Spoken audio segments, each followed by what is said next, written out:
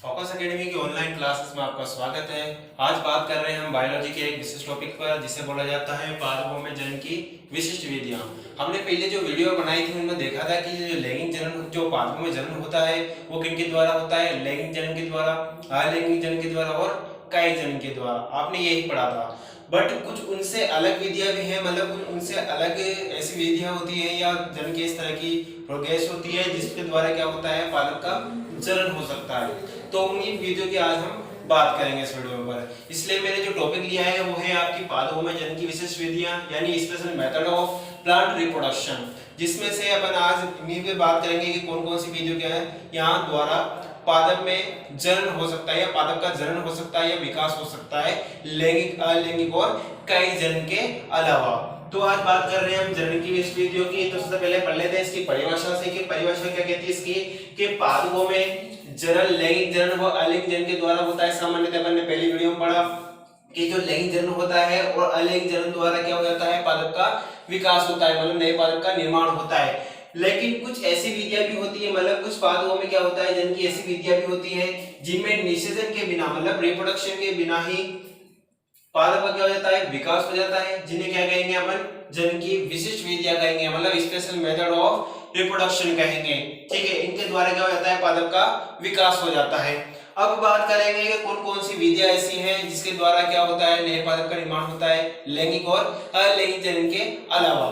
तो सबसे पहले मैं बात कर लेता हूं भाई, चार विधियां हैं यहाँ पर आपके जो कोर्स में 8वीं से 12वीं के चार विधियों द्वारा क्या होता है, आपके नए पादप का निर्माण होता है। तो इन चारों के बारे में ही हम इस पर डिस्कस करेंगे।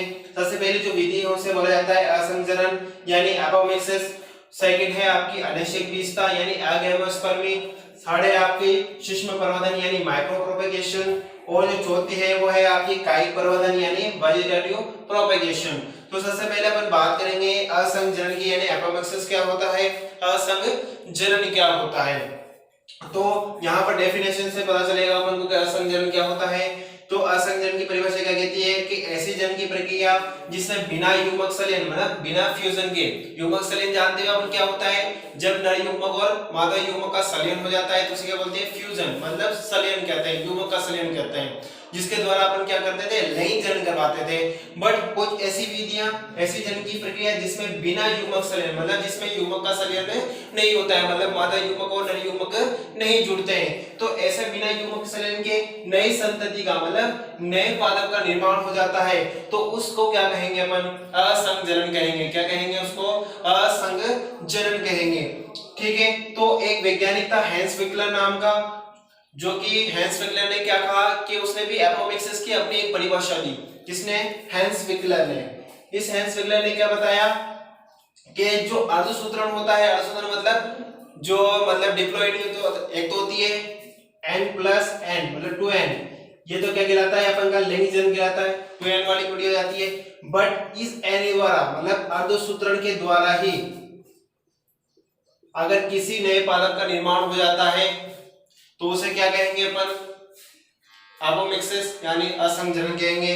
वही बात यहाँ पे कह रहा है कि अर्धसूत्रण व युग्मक संलयन नहीं होता है। अगर किसी जनन की विधि में अर्धसूत्रण और युग्मक संलयन नहीं होता है तो उसे क्या कहेंगे अपन, असंजनन यानी एपोमिक्सिस कहेंगे। और ये सबसे पहले किसने कहा था, हैंस विकलर ने कहा था, जिसमें उसने कहा था कि अर्धसूत्रण नहीं होगा इस विधि में और युग्मक संलयन नहीं होगा। ठीक है, तो आगे बात करते हैं इसमें असंजनन के प्रकार की।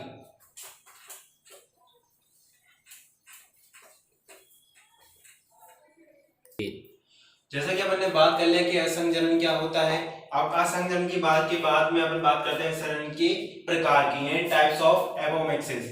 अब जो असंजनन होता है वो आपके नॉर्मली दो प्रकार का होगा, एक तो होगा बीजाणुविद असंजनन और एक होगा युग्मकविद असंजनन। जिसे अपन यहाँ पे बोलेंगे बीजाणुविद असंजनन को स्पोरोफाइटिक एपोमिक्सिस और युग्मकविद असंजनन को क्या बोलेंगे, गैमेटोफाइटिक एपोमिक्सिस। अब देखते हैं कि बीजाणुविद असंजनन क्या होता है। अपन ने बात करी असंजनन की क्या होता है, असंजनन की परिभाषा में कि आपके असंजनन की परिभाषा क्या कहती है कि बिना युग्मक संलयन के क्या होता है, नए पादप का निर्माण होता है। अब मतलब बिना युग्मक संलयन के नए पादप का निर्माण होगा तो उसे अपन असंजनन करेंगे।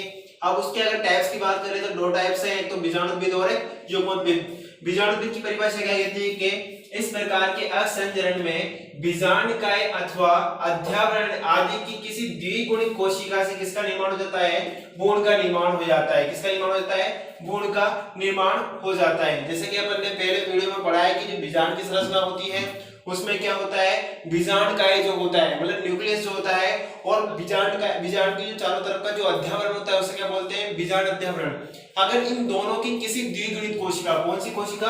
द्विगुणित कोशिका से अगर किसका निर्माण हो जाता है? भ्रूण का निर्माण हो जाता है, मतलब एम्ब्रियो का डेवलपमेंट हो जाता है, तो उसे क्या बोलेंगे अपन? बीजाणुद्भिद। जब भी आपके अगर दिमाग में बोला जाए बीजाणुद्भिद तो आपको याद आ जाना चाहिए कि कोशिका कौन सी होगी? द्विगुणित। और जब युग्मोद्भिद की बात की जाएगी तो कोशिका हमेशा क्या रहेगी? अगुणित रहेगी। इसलिए यहाँ पर बीजाणुद्भिद में क्या होगा? जो कोशिका ली जाएगी वो द्विगुणित होगी। और द्विगुणित कोशिका किसकी होगी? एक तो बीजांडकाय की हो सकती है या फिर अध्यावरण की, यानी बीजांड का जो अध्यावरण होता है, जो इंटीग्यूमेंट होता है, उसकी हो सकती है। और उसी से किसका निर्माण होगा? आपके भ्रूण का यानी एम्ब्रियो का निर्माण होगा। इसे अपन क्या कहेंगे? बीजाणुद्भिद असंचरण यानी स्पोरोफाइटिक एपोमिक्सिस कहेंगे। बट अगर आपकी इसी असंचरण में के अगर जो कोशिका क्या ले ली जाए? अगुणित ले ली जाए, मतलब कोशिका अगर क्या हो? अगुणित हो, तो उसे क्या बोलेंगे? युग्मोद्भिद असंचरण कहेंगे। लेकिन ये जो अगुणित कोशिका होगी, आपकी जो अगुणित कोशिका होगी वो किसकी होगी? भ्रूण कोश की होगी। यानी जो एम्ब्रियो सेक होता है, भ्रूण कोश जो होता है, आपके बीजांड का भ्रूण कोश जो होता है, उसकी अगर अगुणित कोशिका से अपन किसका निर्माण कर लेते हैं? भ्रूण का यानी एम्ब्रियो का निर्माण कर लेते हैं, तो उसे अपन क्या कहेंगे? युग्मोद्भिद असंचरण यानी गैमेटोफाइटिक एपोमिक्सिस कहेंगे। बस ये याद रखना आपको, बीजाणुद्भिद असंचरण में जो कोशिका होती है वो द्विगुणित होती है, 2n होती है, और युग्मोद्भिद में क्या होती है? n यानी अगुणित होती है। और जो द्विगुणित कोशिका होती है इसमें बीजाणुद्भिद में वो किसकी होती है? तो बीजांडकाय की या फिर अध्यावरण की होगी, जबकि युग्मोद्भिद में किसकी होगी? जो अगुणित कोशिका होगी किसकी होगी? भ्रूण कोश की यानी एम्ब्रियो सेक की होगी। और यही किसका निर्माण करेगी? दोनों भ्रूण का निर्माण करेगी। अगर बात की जाए युग्मोद्भिद असंचरण की, तो ये भी आपके दो टाइप्स का हो सकता है। कितने टाइप का हो सकता है? दो टाइप्स का। अब बात की जा रही है ना यहाँ पर अगुणित कोशिका की, तो अगुणित कोशिका भी वहां पर जो बीजांड में होती है दो तीन तरीके से मिल सकती है आपको। जैसे अगर आपके भ्रूण का विकास अनिषेचित अंड कोशिका से हो, जो अनिषेचित अंड कोशिका होती है वो भी क्या होती है? आपकी अगुणित होती है। जब अगर ये निषेचित हो जाए तो क्या हो जाती है? द्विगुणित हो जाती है। मगर अगर ये अनिषेचित मतलब अगर इसमें निषेचन नहीं हुआ है तब तक आपकी अंड कोशिका क्या रहेगी? अगुणित रहेगी। अगर उस अगुणित अंड कोशिका से आपका किसका निर्माण हो जाता है? भ्रूण का निर्माण हो जाता है, तो इसे कहेंगे अपन अनिषेक जनन या पार्थेनोजेनेसिस कहेंगे। क्या कहेंगे? अनिषेक जनन यानी बिना निषेचन के अंड कोशिका से किसका निर्माण हो जाना? भ्रूण का निर्माण हो जाना। क्या कहलाएगा? अनिषेक जनन कहलाएगा।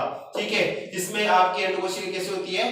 अगुणित रहती है, ये याद रखना है आपको। और सेकंड क्या है? सेकंड प्रकार अपयुग्मन यानी एपोगेमी। इसमें क्या होगा? इसमें भ्रूण का विकास अंड कोशिका से न होकर क्या होगा? उसकी अलग अलग जो अगुणित कोशिकाएं होती है, मतलब बीजांड के अंदर जो अगुणित कोशिका होती है अंड कोशिका को छोड़कर उनसे होता है। अब नॉर्मली आपके बीजांड में अंड कोशिका को अगर अगुणित मान लिया जाए तो उसके अलावा भी जो बहुत सारी कोशिका ऐसी होती है जो अगुणित होती है, जैसे कि सहायक कोशिकाएं, प्रतिमुखी कोशिकाएं, ठीक है, ये सब क्या होती है? अगुणित होती है। अगर सहायक कोशिका और प्रतिमुखी जो कोशिकाएं होती हैं, एंटीपोडल सेल्स, अगर उनके द्वारा किसका निर्माण हो जाए? भ्रूण का निर्माण हो जाए, तो उसे क्या कहेंगे अपन? अपयुग्मन यानी एपोगेमी कहेंगे। तो आपको एक बात याद रखनी है, अगर अगुणित या अनिषेचित अंड कोशिका से किसका निर्माण होगा? भ्रूण का निर्माण होगा, तो वो कहलाएगा अनिषेक जनन।